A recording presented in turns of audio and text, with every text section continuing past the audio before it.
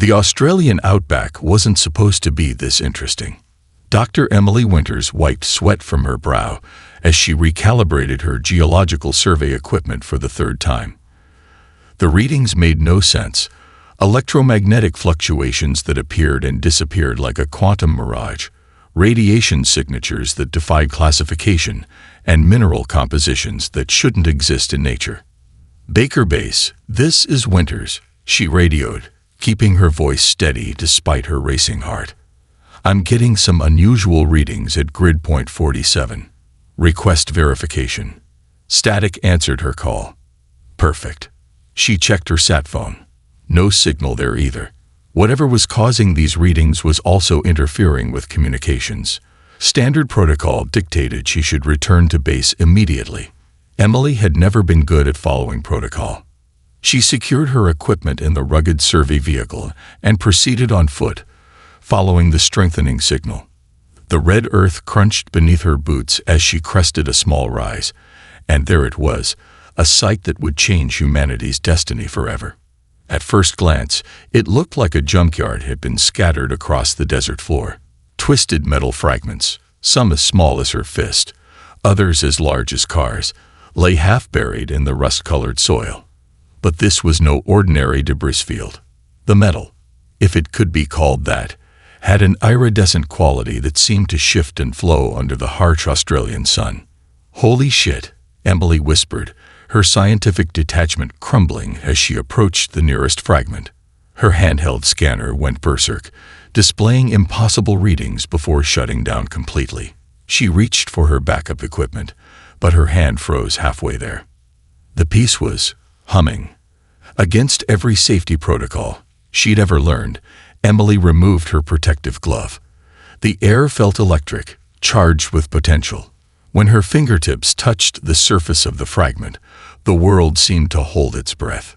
The metal was warm, not from the sun. This was an internal heat, a living warmth that pulsed in time with her own heartbeat. The iridescent surface rippled at her touch, patterns of light dancing beneath what should have been solid matter. Most incredibly, she could feel something, like the ghost of a thought, or the echo of a dream, skating across the edges of her consciousness. Her mind raced with implications. This wasn't just alien technology. It was responsive, adaptive, almost alive.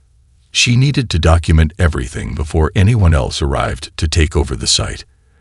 Emily pulled out her tablet, grateful that its simple camera function still worked despite the interference.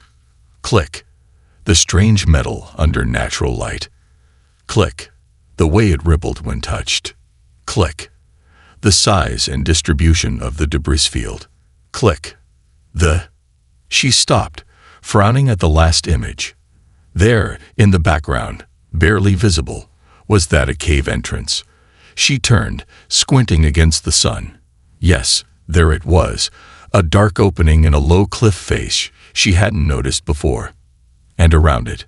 No way, she breathed, jogging closer. The rock face around the cave entrance was covered in Aboriginal rock art, but unlike any she'd seen before. Among the traditional Dreamtime figures were other images, shapes that looked remarkably like the debris scattered below. And above them, a scene that made her blood run cold. Two massive forms, depicted in colors that shouldn't have survived centuries of exposure, locked in what could only be combat among the stars. Below them, a smaller figure, clearly Earth, watched as fragments rained down from the celestial battle. Emily's hands shook as she documented the paintings. This wasn't just a random debris field. This was a battlefield graveyard, and humanity had been building sandcastles on it for 3 centuries without realizing. Her sat phone crackled to life, making her jump. "Dr. Winters." The voice was distorted but urgent. "Base here. We're picking up massive energy signatures from your location. A team is en route. Do not, repeat, do not touch anything until they arrive." Emily looked down at her bare hand, still tingling from contact with the alien metal, and smiled grimly. "Too late for that," she murmured. "Way too late. You do realize you've been compromised, Dr. Winters." Emily stared across the sterile white quarantine room at Dr. Marcus Hayes, the CDC's top xenobiologist. His hazmat suit made him look like a particularly anxious orange marshmallow. She fought the urge to roll her eyes. "I've been through every test you've devised over the past week," she said. "Blood work, neural scans, genetic analysis, all normal. The only thing compromised is my patience." "You made direct physical contact with unknown extraterrestrial technology," Hayes countered. "Protocol dictates. Protocol won't help us understand what we found." Emily leaned forward, her voice intense. "That debris field isn't dead technology. It's dormant, waiting. And it responds to us, to humans, in a way that defies everything we thought we knew about alien civilizations." Before Hayes could respond, the quarantine room's door hissed open. A tall woman in a crisp military uniform entered, her presence immediately commanding attention. Colonel Sarah Blackwood, whom Emily had come to know over the past week as the straight-talking head of the newly formed Alien Technology Integration Task Force. "She's right," Blackwood said, dropping a thick folder on the table. "And we've got proof." The folder contained high-resolution photos of the rock art Emily had discovered, alongside something new: similar images found at sites across the globe. Ancient cave paintings in France, hieroglyphs in Egypt, petroglyphs in Peru, all showing the same celestial battle.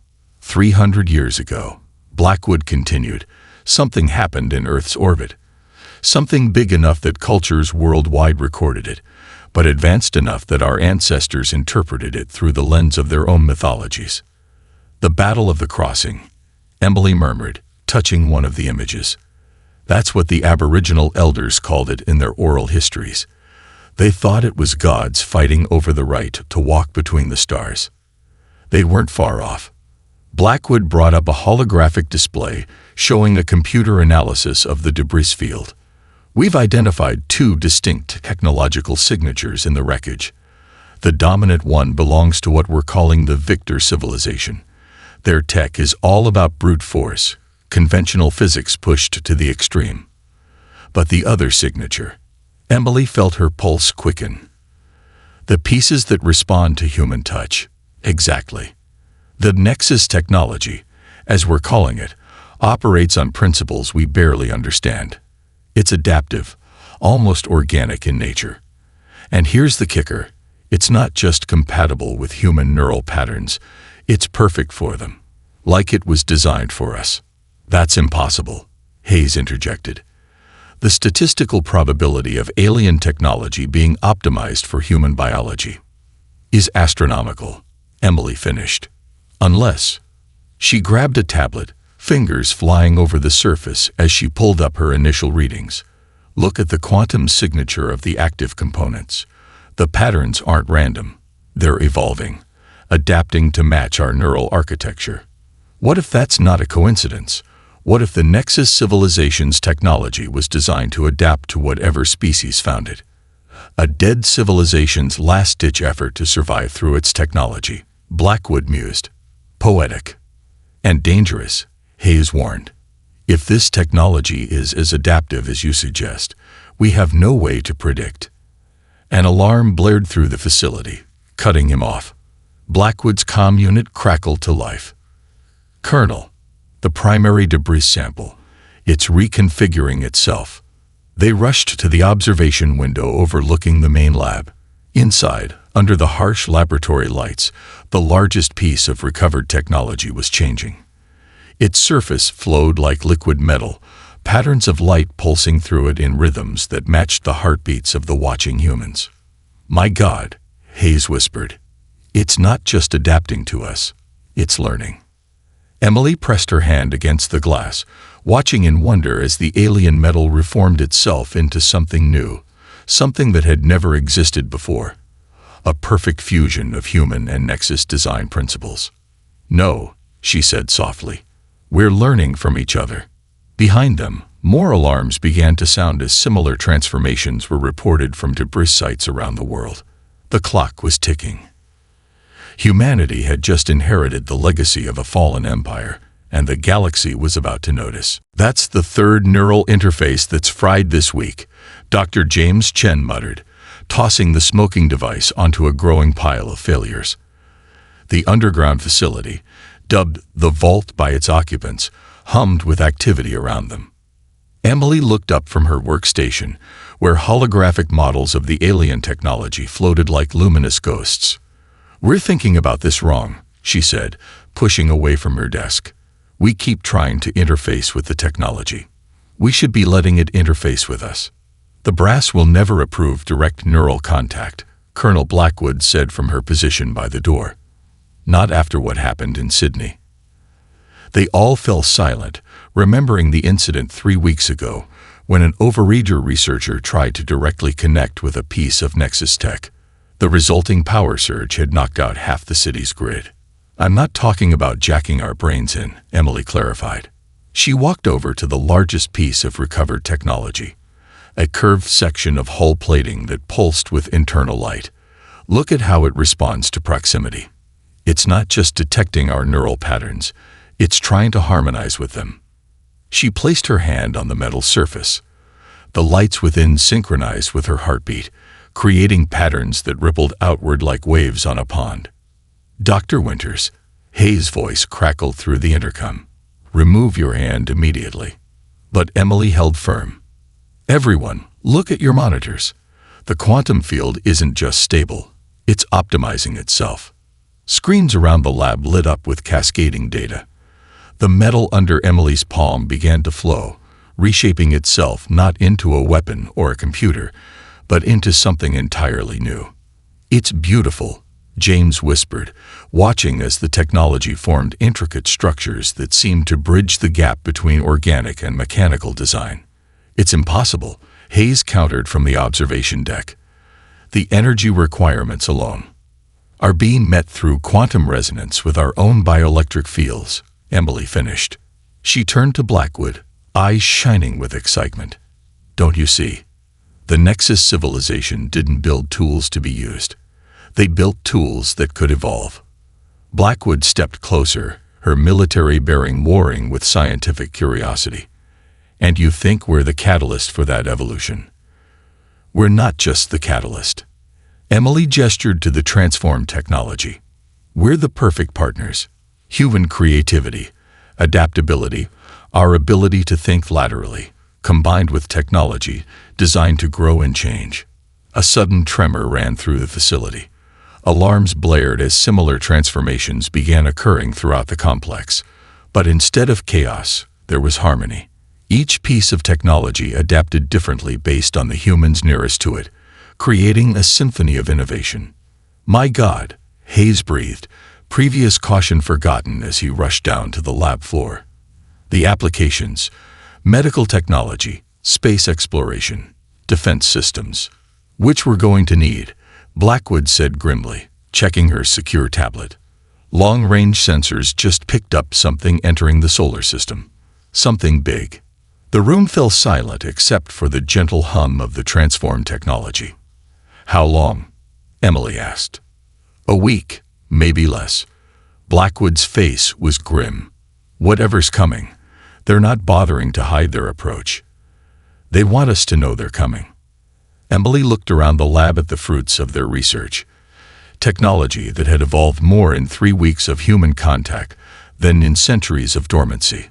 Then she smiled, a fierce expression that contained equal parts determination and wonder. "Good," she said, "because we got something we want them to see." She turned to James. "How close are we on the Phoenix prototype?" He grinned, pulling up schematics of a ship unlike anything humanity had ever built, or aliens had ever imagined. "The hull's nearly complete, but after what we've learned today, we can make it better," Emily finished. She placed her hand back on the transformed metal, feeling the potential humming through it. Much better. Above them, through layers of rock and secrecy, the stars wheeled silently. Somewhere up there, humanity's first real test was approaching. But for the first time since finding the debris field in the outback, Emily felt truly confident. The galaxy wanted to meet humanity. Fine.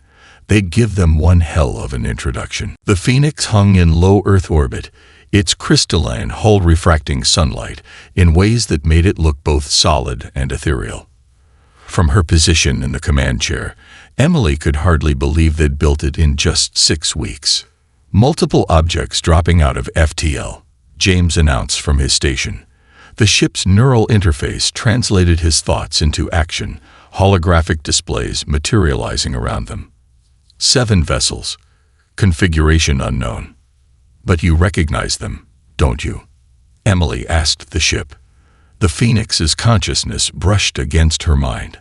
Another innovation born of human creativity meeting Nexus technology. The response was immediate. Recognition, warning, fear. Broadcast on all frequencies, Colonel Blackwood ordered from her tactical station. Let's be diplomatic about this. Before they could transmit, a beam of energy swept over the Phoenix. Not weapons fire. A scan. The ship shuddered, its adaptive hull responding to the intrusion by shifting configuration. A voice filled their command deck, speaking perfect English. Unidentified vessel, power down your systems immediately. Your use of prohibited Nexus Empire technology is a violation of Galactic Concordat Article 7. This is Dr. Emily Winters of the Earth vessel Phoenix. We were unaware of any prohibition. Ignorance is not an excuse. The alien voice cut in. The Nexus Empire nearly destroyed our civilization 3 centuries ago. Their technology was deemed too dangerous to exist. Power down and prepare for boarding. Emily felt the Phoenix's agitation through their neural link. The ship wasn't just a collection of salvaged technology. It had become something new, something that was as much human as alien. Send them the visual feed, she subvocalized to the ship. Holographic displays sprang to life, showing the aliens what humanity had accomplished. Not weapons of mass destruction, but medical facilities where Nexus tech healed the previously incurable. Research stations where hybrid technology was revolutionizing clean energy production. The Australian outback, where dead Earth was being transformed into fertile soil. Impossible, the alien voice whispered. The technology cannot be controlled this way. It was designed for warfare. For evolution, Emily interrupted. And that's what humans do best. We adapt, we innovate, we find new ways to. The Phoenix screamed a warning through their neural link. Emily's eyes snapped to the tactical display, just as energy weapons flared from the alien flagship. But the Phoenix was already moving, its hull flowing like liquid metal, absorbing and redirecting the energy in ways that defied physics. The ship didn't just dodge, it danced, each movement a perfect fusion of human intuition and Nexus capability. Multiple targeting locks, James reported calmly, his mind working in concert with the ship's systems. They're coordinating their fire. Show them what we can really do, Blackwood ordered. The Phoenix's hull pulsed with light.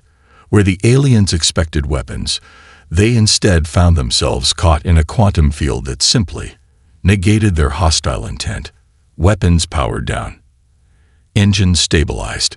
7 of the most advanced warships in the galaxy hung helpless in space, rendered temporarily harmless without a single shot fired.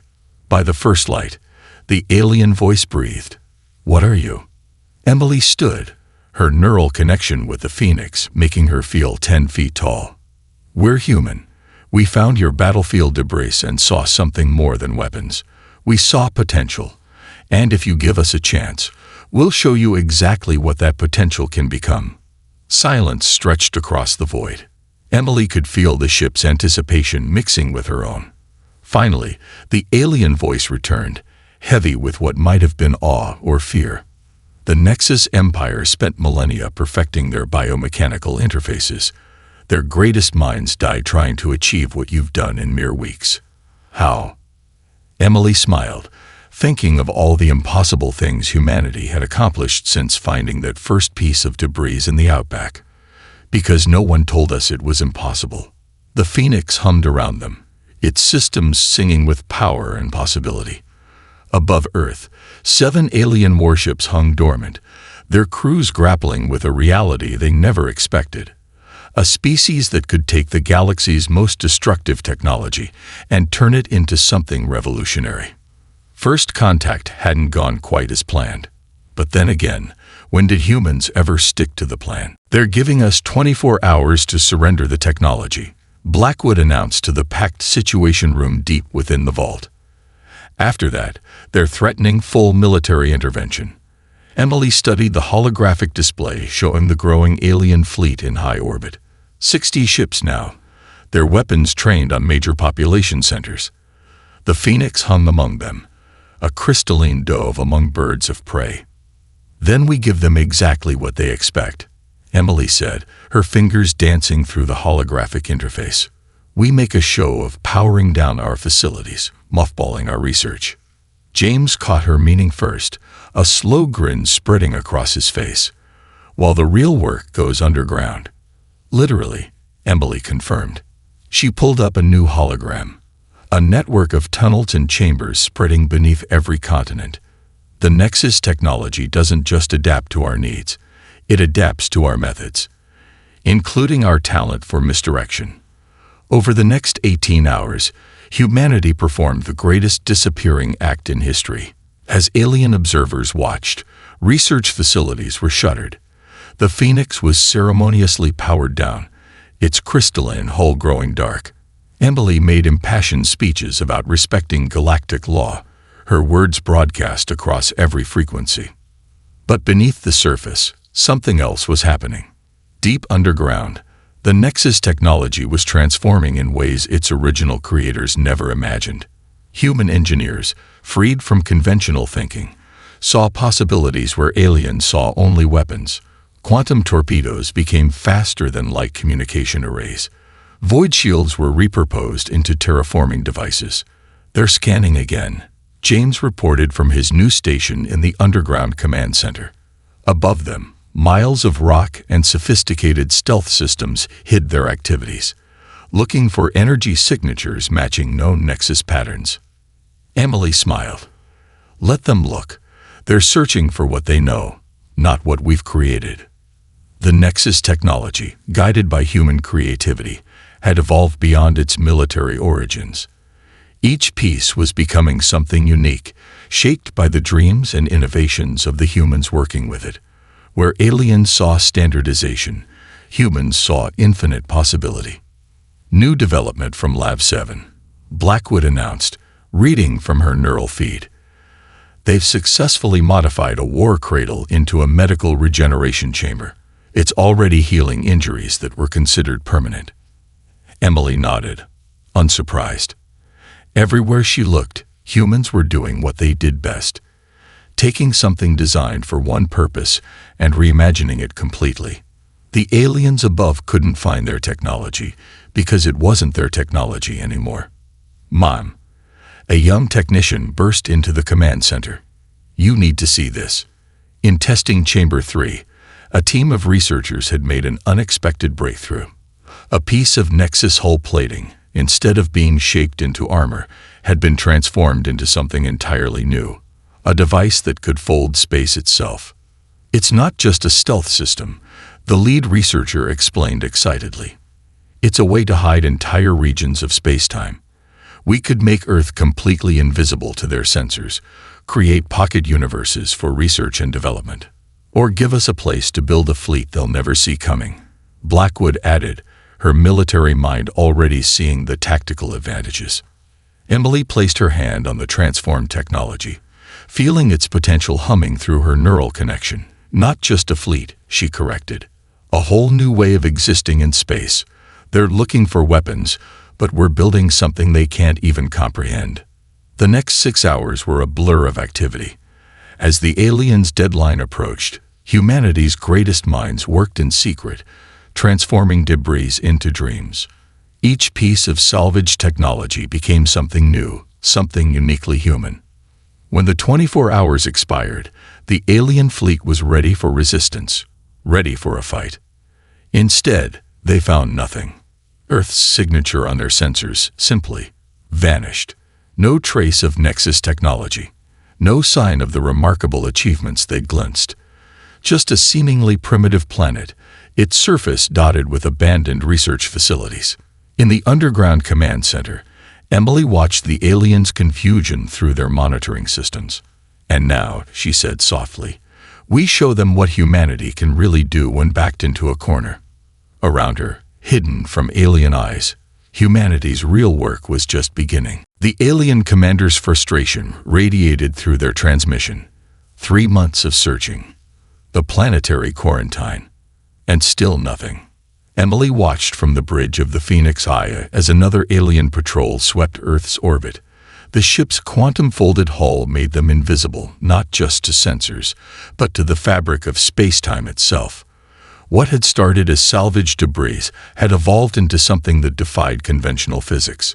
"Fleet approaching from Sector 7, James reported, his neural link with the ship translating tactical data into pure thought. 500 vessels. Largest deployment yet. Blackwood's jaw tightened. They're done playing games. The alien fleet emerged from FTL like a school of predatory fish, their weapons already charging. Their new tactics were brutally simple. If they couldn't find the hidden human facilities, they would devastate the surface until they were revealed. They're targeting population centers, James announced, his voice tight. Energy weapons at full charge. Emily closed her eyes, connecting deeply with the Phoenix Eye's consciousness. Launched the Dreamcatchers. Across Earth's hidden shipyards, humanity's response to alien aggression took flight. Not warships, something far more elegant. Thousands of crystalline spheres, each no larger than a basketball, emerged from their quantum-folded space. The alien fleet noticed them too late. "What trickery is this?" the alien commander demanded as the spheres approached their ships. "These are not weapons we recognize." "That's because they're not weapons at all," Emily transmitted back, breaking their long silence. "There's something you never considered, an invitation." The Dreamcatchers reached the alien fleet and activated. Instead of attacking, they created quantum resonance fields that matched the neural patterns of the alien crews. For the first time, the aliens experienced what humans had discovered, the true potential of Nexus technology. Ships that were prepared for battle found themselves transformed into bridges of understanding. Alien minds touched the evolved Nexus tech directly, experiencing the harmony humans had achieved with it. "Impossible," the alien commander whispered, their voice filled with wonder. "The technology, it's singing. That's what happens when you stop trying to control it and start working with it," Emily explained. "Humanity didn't master Nexus technology. We partnered with it. But not all the aliens were ready to accept this new reality. A battle group of 30 ships, commanded by hardliners, opened fire on Earth's atmosphere. The Phoenix Eye moved. Unlike the original Phoenix, this vessel was the product of months of human innovation and Nexus evolution. It didn't just avoid the enemy fire, it transformed it. Energy weapons meant for destruction were caught in quantum fields and reformed into auroral displays. Torpedoes meant to shatter continents became seeds of new matter, birthing microscopic stars that danced briefly before fading. "Target their weapon systems," Blackwood ordered, old military instincts dying hard. "No," Emily countered. "Show them everything." The Phoenix Eye's hull rippled, each facet reflecting a different human achievement with the transformed technology. Medical miracles. Environmental restoration. Faster-than-light communications based on quantum empathy rather than brute force physics. One by one, the attacking ships fell silent. "You could have built weapons," the alien commander said finally. "You had the most destructive technology ever created, and you turned it into this." Emily smiled. "We already had too many weapons. What we needed was understanding. Your ancestors fought the Nexus Empire because they could only imagine one use for this technology. We saw billions of possibilities." The Phoenix Eye hung in space between Earth and the alien fleet, its crystalline hull now transparent, revealing the harmony of human and Nexus innovation within. Not a weapon to be feared, but a bridge between what was and what could be. The question, Emily transmitted to the waiting fleet, is whether you're ready to see those possibilities too. The silence that followed would determine the future of two civilizations, one that had fought to destroy this technology, and one that had dreamed of what it could become. "You've created an abomination," High Commander Vex Thor declared, his holographic form towering in the Phoenix Eye's conference chamber. The Nexus technology was quarantined for a reason. It corrupts. It destroys. It evolves, Emily interrupted, standing before the assembled alien leadership. And that's what terrified you. Not its destructive potential, but its ability to change. The conference chamber itself proved her point. What had once been a Nexus warship's tactical center now served as a bridge between species. The walls shifted with living light, translating complex concepts into forms each species could understand. "Show them," Emily said softly to the ship. The chamber transformed. Around them, humanity's innovations bloomed like digital flowers. A child walking for the first time, her once severed spine rebuilt with adapted Nexus tech. A desert blooming as transformed weapon systems pulled water from quantum space. A dying star stabilized by what had once been planet-killing technology. "Impossible," another alien leader whispered. "Our greatest scientists spent centuries studying this technology." "How did you?" "Because we didn't study it," James explained from his position beside Emily. "We listened to it. The Nexus Empire built their technology to evolve, but they tried to control that evolution. Humanity did something different. We became partners in that evolution." To demonstrate, Emily placed her hand on the chamber's wall. The ship's consciousness merged with hers, and the room filled with a display of quantum mathematics, so beautiful it brought tears to several alien eyes. "This is what the technology was meant to be," Emily continued. "Not a weapon, but a bridge. Not a tool, but a partner in exploration. The Nexus Empire failed because they tried to force it into a single purpose. Humanity succeeded because we let it become everything it could be. And created something more dangerous than the Empire ever was," Vex Thor growled. Blackwood stepped forward, her military bearing a stark contrast to the flowing patterns around them. "If we wanted to be dangerous, you wouldn't be standing here. Your fleet wouldn't exist. The technology you fear could have been the weapon you always believed it to be. Instead." The chamber shifted again, revealing Earth's hidden shipyards. But instead of weapons of war, the aliens saw vessels of exploration. Ships that could heal dying planets. Stations that could harness the energy of stars without harming them. Technologies that worked in harmony with the universe instead of trying to dominate it. "Your civilization nearly destroyed itself fighting the Nexus Empire," Emily said softly. "You've spent centuries afraid of their legacy. But look what that same legacy became when approached with creativity instead of fear, with partnership instead of control." A younger alien leader moved forward, her crystalline eyes reflecting the dancing lights. "The quantum resonance patterns, they're like nothing in our records. You haven't just modified the technology. We've helped it grow," Emily finished, "and it's helped us grow in return.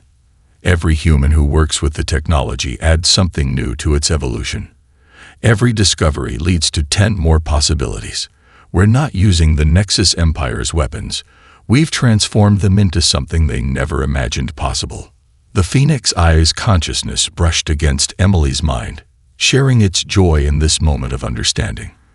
Around them, the chamber pulsed with patterns that represented the ship's own evolution, from salvaged debris to something gloriously, uniquely alive. "So," Emily addressed the assembled alien leadership, "you can continue trying to destroy this technology, to lock away its potential out of fear of what it might become. Or," she gestured, and the chamber filled with stars. But these weren't just astronomical displays. They were gateways, possibilities. Futures that could only be reached by species working together, growing together. "Or," Vex Thor demanded, but there was something new in his voice, something that might have been hope. Emily smiled. "Or you can help us explore what it means to evolve." The choice hung in the air like a quantum possibility, waiting to collapse into reality. 5 years after humanity's revelation of their transformed Nexus technology, Emily stood in the observation dome of Unity Station, watching ships arrive for the first Galactic Innovation Summit. "Still hard to believe, isn't it?" James asked, joining her at the window. Below them, Earth gleamed like a jewel, its atmosphere cleaner than it had been in centuries thanks to adapted Nexus environmental systems. "Which part?" Emily smiled. "That we turned debris into this, or that they finally stopped trying to destroy it?" The answer sailed past their window.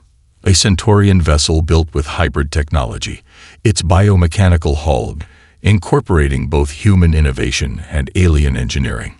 It joined dozens of other ships in orbit, each one representing a different species that had chosen to embrace evolution over fear. Dr. Winters. A young ensign approached, her neural interface glowing softly. "The delegation from the core worlds has arrived. And they brought something." The main conference chamber of Unity Station had once been the heart of a Nexus warship. Now it served as humanity's premier diplomatic center, its walls alive with shifting patterns that translated concepts across species barriers. But today, those patterns fell still as the alien delegation entered. High Commander Vex Thor, now significantly humbled from their first encounter, led the group. Behind them, floating on a quantum field, was a piece of twisted metal that made Emily's breath catch. "We found this," Vex Thor announced, "in the archives of the First Fleet. The last intact piece of the original Nexus flagship, preserved as a warning to future generations." The alien's crystalline eyes met Emily's. "We thought it should be here, where its true potential was finally realized." Emily approached the artifact, feeling the familiar resonance. But unlike that first piece in the Australian outback, this one sang with centuries of stored memory. As she touched it, the chamber's walls bloomed with images. The Nexus Empire's rise and fall. The terrible wars that followed. The fear that led to centuries of quarantine. And finally, a small moment on a red desert plain, where a human woman dared to listen instead of control. "They weren't trying to build weapons," Emily whispered, understanding flowing through her neural link. "They were trying to build bridges. They just forgot how to listen along the way." Blackwood, her uniform now bearing the insignia of Earth's first Stellar Defense Command, stepped forward. "And now?" Emily smiled as the piece of ancient technology responded to her touch, not with the aggression its makers had intended, but with the harmony humanity had discovered. Around them, the chamber filled with light as every piece of hybrid technology in range responded. Human ships, alien vessels, the station itself, all singing together in quantum resonance. "Now we remember for them," she said, "and we teach others to listen." The next few hours were a blur of diplomatic ceremonies and technological demonstrations. Species that had once fought wars over Nexus technology now shared innovations. The debris that had scattered across Earth had become seeds of a new kind of civilization, one built on evolution and cooperation rather than fear and control. As the summit drew to a close, Emily found herself back in the observation dome, watching Earth's sunset paint the hybrid fleet in shades of gold. "Incoming transmission from the Phoenix Eye," James announced, joining her again. "They've completed the first test of the new quantum harmonics drive. We can now reach the Andromeda Galaxy within a human lifetime." Emily nodded, unsurprised. Every day brought new discoveries as humanity's creativity continued to transform what everyone else had thought was fully understood. The debris they had found had been more than just technology. It had been possibility given form, waiting for a species that could see beyond its original purpose. "Ready for another adventure?" James asked, noting the familiar gleam in her eye. Emily touched the window, feeling the resonance of all they had built humming through the station. Yesterday's debris had become today's most feared spacecraft, yes, but fear had transformed into awe, destruction into creation, ending into beginning. Always, she said, smiling as humanity's ships prepared to dance among the stars. There are still so many possibilities to explore. Above them, the hybrid fleet pulsed with living light, no longer debris, no longer weapons, but bridges to a future that even the Nexus Empire never dared to dream.